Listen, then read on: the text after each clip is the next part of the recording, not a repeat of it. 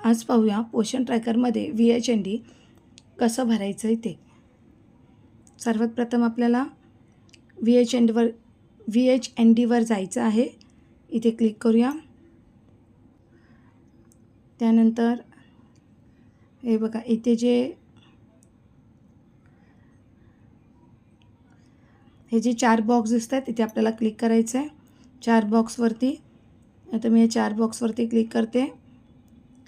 त्यानंतर हे जे कार्यक्रम आहेत तिथे आपल्याला क्लिक करायचं आहे. कार्यक्रमवरती मी क्लिक करून घेते. हे जे आहे VHSND त्याच्यावरती आपल्याला क्लिक करायचं आहे. इथे क्लिक केल्याच्यानंतर हे बघा VHSND हे लिहून येणार आहे. VHSND तपशील जोडा, तिथे आपल्याला क्लिक करायचं आहे. आता इथे क्लिक केल्याच्यानंतर आपल्यासमोर हा पेज ओपन होतो. VHSND डिटेल्स, तिथे आता आपल्याला डिटेल्स टाकायचे आहेत. तर आता आमच्या इथे 4 तारखेला VHND झालेली, त्यामुळे मी इथे डेट टाकून घेते.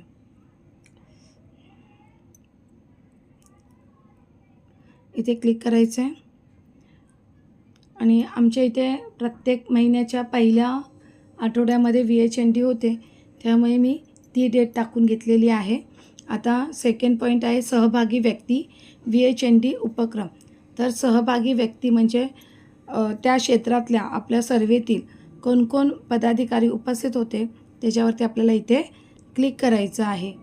हे बघा, हे जे आहे सहभागी व्यक्ती, तिथे आपल्याला आता हे जे दिलेत ह्याच्यावरती आपल्याला आता क्लिक करायचे की कोणकोण व्यक्ती सहभागी होते. तर AWC असतातच, म्हणजे अंगणवाडी सेविका, AWH अंगणवाडी मदतनीस, ANM त्यामुळे ते असतातच. लसीकरण VHSNDमध्ये. नंतर ICDS सुपरवायझर जर तुमच्याकडे आले असतील तर, नसेल तर क्लिक करायचं नाही. नंतर CDPO मॅडम जर CDPO सर किंवा मॅडम जर आले असतील तर तिथे आपल्याला क्लिक करायचं आहे. नंतर आहे आशा वर्कर, तर ह्या असतातच आशा वर्कर, त्याच्यामुळे मी आशा वर्करला क्लिक करणार आहे. MPW, DPO आणि इतर. तर DPO होते, इतर म्हणजे आपले जे लाभार्थी असतात ते. तर आशा आणि इतर लाभार्थी होते, त्याच्यामुळे मी तिथे क्लिक केलेलं आहे. आता नंतर आपल्याला जायचं आहे लाभार्थीवर. लाभार्थी आपल्याकडे कोणकोण वॅक्सिनेशन करण्यासाठी VHSNDचा जेव्हा आपण कार्यक्रम घेतो तेव्हा त्यामध्ये कोणकोणते लाभार्थी उपस्थित होते त्यांची संख्या आपल्याला ह्या बॉक्समध्ये टाकायची आहे. तर गर्भवती माझ्याकडे 2, त्यामुळे मी इथे 2 नंबर टाकणार आहे. स्तनदा 3, नंतर मुले 3 आलेली आणि मुली 0. पौगंडावस्थेतील मुलगी कोणी नव्हती. मुलांची माता 3 आलेले. नंतर मुलांचे पालक 2. त्यानंतर हे जे पुढील आहे तिथे आपल्याला क्लिक करायचं आहे. तिथे मी क्लिक करते. त्यानंतर आता हे जे आहे फर्स्ट आहे ते आहे वॅक्सिनवरती हा जो ॲरो आहे तिथे आपल्याला क्लिक करायचं आहे. आता इथे क्लिक करते. त्यानंतर बघा पहिलं लिहून आलं आहे गर्भवती माता, मुले, पौगंडावस्थेतील मुलगी. तर आता वॅक्सिनेशन म्हणजे लसीकरण. तर आपण कोणकोणाला लसीकरण केलेलं आहे ते आपल्याला टाकायचं आहे, किती मुलांना केलं आहे ते. तर गर्भवती महिला होते, त्यातल्या माझ्या एकीने घेतलेली आहे लस, तिचा मी नंबर टाकणार आहे इथे 1. नंतर मुले आहेत 3, मुली 0. नंतर सप्लिमेंट सेकंड आहे सप्लिमेंट, तिथेसुद्धा इथे ॲरोला क्लिक करायचं आहे. आपण त्यांना काय काय दिलेलं आहे त्याच्यामध्ये IFA टॅबलेट, अजीवनसत्व, एल्पेझाईन oil, calcium, amoxicillin, multivitamin, zinc पूरक, आयरन सिरप. अजीवनसत्व 2 मुलांना दिलेले, त्यामुळे मी इथे 2 नंबर टाकून घेणार आहे. बाकीच्या इथे 0 हे आपल्याला पूर्ण लिहून घ्यायचं आहे. इथे 0 संख्या टाकायची आहे. त्यानंतर टेस्ट चेकअप, तिथे सुद्धा ॲरोवरती आपल्याला क्लिक करायचं आहे. HB चाचणी केलेली का? तर नाही, 0. रक्तातील साखरेची चाचणी 0. ANC, तर हा ANC माझ्या इथे झालेली एका गरोदरची, तर इथे मी 1 नंबर टाकणार आहे. ANC म्हणजे स्तनदा आणि गरोदर माता यांची तपासणी होते, तिथे त्यांची चाचणी केली जाते. वजन, उंची, ब्लड प्रेशर वगैरे अशी त्यांची चाचणी होते डॉक्टरांच्या माध्यमातून. तर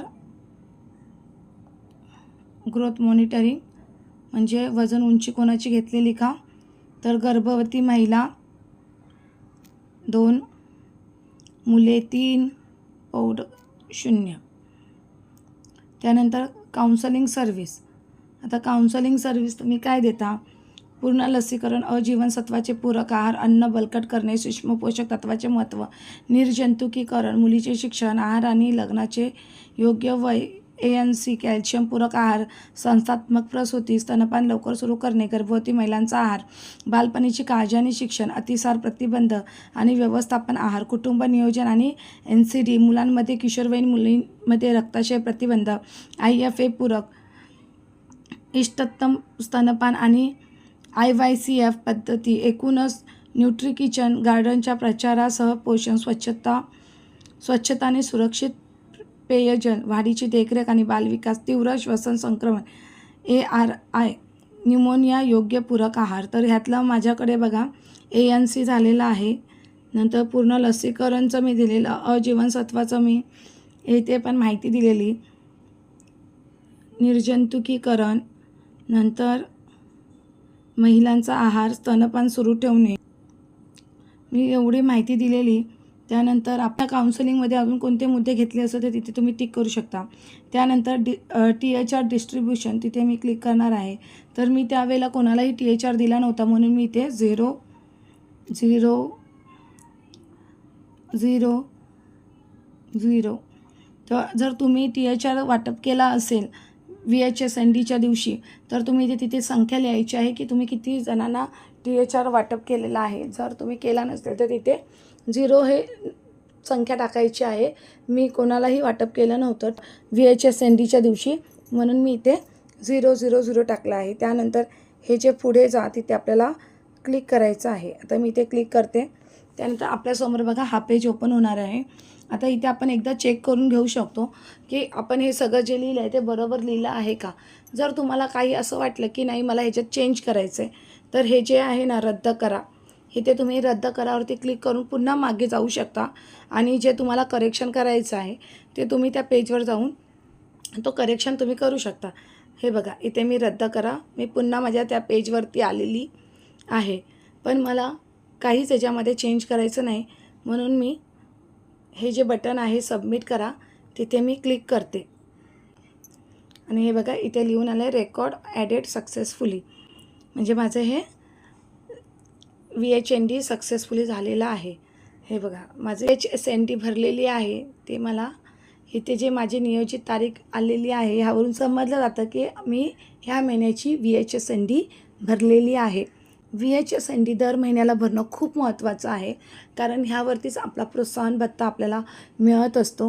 हेच आपल्या कामातला हा प्रमुख, आपण जे पोषण ट्रॅकर भरतो त्याच्यातला हे एक प्रमुख काम आहे आणि ह्यावरती आपल्याला पोषण भत्ता आपला मिळतो. त्यामुळे हे काम तुम्ही कोणीही अपूर्ण ठेवू नका, ते करत जा. खूप सोपं आहे आणि महिन्यातून फक्त एकदाच आपल्याला VHSND भरायची आहे. मैत्रिणींनो, मी आशा करते मी जो व्हिडिओ सांगितला तो तुम्हाला आवडला असेल, समजला असेल. तुमचे काही प्रश्न असतील, क्वेरी असेल तर मला कमेंट्समध्ये नक्की सांगा. मी तुमच्या प्रश्नांची उत्तरं नक्की देईन. धन्यवाद.